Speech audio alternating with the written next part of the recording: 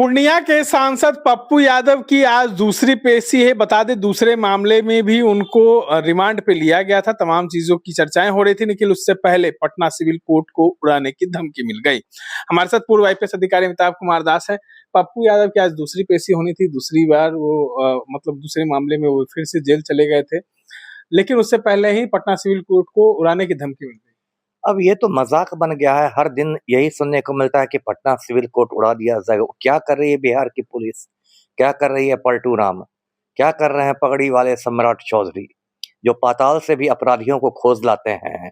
उनको नहीं पता चल रहा है कि वो ईमेल कहाँ से भेजा जा रहा है। मान लीजिए उड़ाने की धमकी किसी ईमेल के जरिए दी जा रही है, जैसी मुझे बात मालूम हुई है। तो आपका साइबर थाना क्या कर रहा है, आपका साइबर क्राइम सेल क्या काम कर रहा है? इतना आपने साइबर थाना हर जिला में खोल रखा है, और आप एक ईमेल का एड्रेस नहीं पता कर सकते हैं कि कहाँ से ईमेल आ रहा है ना? तो ये तो मतलब बिहार पुलिस ने अपने चेहरे पर कालिख पोत ली है। राजधानी पटना है, उसे बड़े बड़े केस दर्ज होते हैं। पप्पू यादव की पेशी होती है तो आ जाता है कि मतलब ऐसा लोगों को अब संदेह होने लगा है कि जैसे बिहार पुलिस ही उड़ाने की धमकी दे रही हो, जैसे पप्पू यादव को बेल नहीं मिले, है ना? तो आप चर्चाओं का तो बाजार गर्म हो जाता है ना, जब ऐसी यहाँ की नकारा पुलिस है। क्योंकि सभी जान रहे हैं कि पप्पू यादव की जो गिरफ्तारी हुई है वो राजनीतिक है। 31 साल पुराने एक सड़े गले केस में जिस तरह गिरफ्तार किया गया, सब इसको नीट छात्राकांड के आलोक में देख रहे हैं, जो बात सही भी है।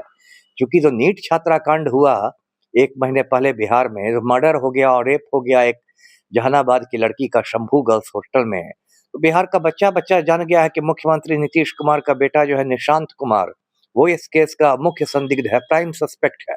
और उसी को बचाने के लिए पूरी कवायद चल रही है, क्योंकि अगले महीने निशांत कुमार की पॉलिटिक्स में एंट्री होने वाली है, राजनीति में प्रवेश होने वाला है। इसलिए एसआईटी वाले लिपापोती कर रहे हैं।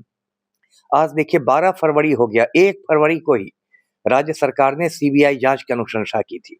आज 12 तारीख है, आज तक सीबीआई जांच शुरू नहीं हुई है ना? ये तो मजाक बन गया है ना। 1 घंटे का ये काम था। आजकल ईमेल और व्हाट्सएप के जमाना में ऐसा नहीं है, पुराना जमाना नहीं है कि आप कबूतर से संदेश भेज रहे हैं। ईमेल और व्हाट्सएप के जमाना में यदि राज्य सरकार ने अनुशंसा कर दी तो 1 घंटे के अंदर सीबीआई जांच शुरू हो सकती थी। ये क्यों देर हो रही? तो बचपन में जो हम लोग बीरबल की खिचड़ी का किस्सा पढ़ते थे कि बीरबल की खिचड़ी पक रही थी तो पकती ही जा रही थी, वही हाल हो गया है। और हर बीतते दिन के साथ नीट छात्रा केस कमजोर हो रहा है, क्योंकि आप उसमें सबूत मिटा रहे हैं। आप गवाहों को मैनेज कर लिया जाएगा, किसी को डरा धमका के, किसी को लालच देके। और पप्पू यादव को दबाने के चक्कर में बिहार सरकार एकदम मतलब ने उनको एक तरह से हीरो बना दिया है। और लगातार सरकार, पुलिस तो तत्परता दिखाई ना, सिविल कोर्ट में पहुंची, जांच पड़ताल कर रही है। और तत्परता क्या, हर हर दिन पर आ जाता है कि उड़ा दिया। अभी तो कल परसों भी मुझे लगता है कि एक बार ये उड़ाया गया है। आप उसको जड़ से क्यों नहीं मामला का समाधान कर रहे हैं? ये ईमेल कौन भेज रहा है? अरे मंगल ग्रह से ईमेल नहीं आ रहा है, इसी दुनिया में से न कहीं आ रहा है। आपका साइबर क्राइम क्या कर रहा है ना? सिविल कोर्ट उड़ाने, अधिवक्ता जो है वो चिंतित हैं, काफी वहाँ पे जो लोग रहते हैं वो चिंतित। मजाक बन गया है ना। ये तो बिहार पुलिस की बिल्कुल नाकामी है। और सम्राट चौधरी का बुलडोजर नहीं दिखाई दे रहा है। सब अपराधियों का गया में पिंडदान ही करवा रहे थे, आप एक ईमेल का पता नहीं कर पा रहे हैं। ये तो चुल्लू भर पानी में डूब मरने वाली बात है। राजधानी पटना में आप और पलटू राम का तकिया कलाम है।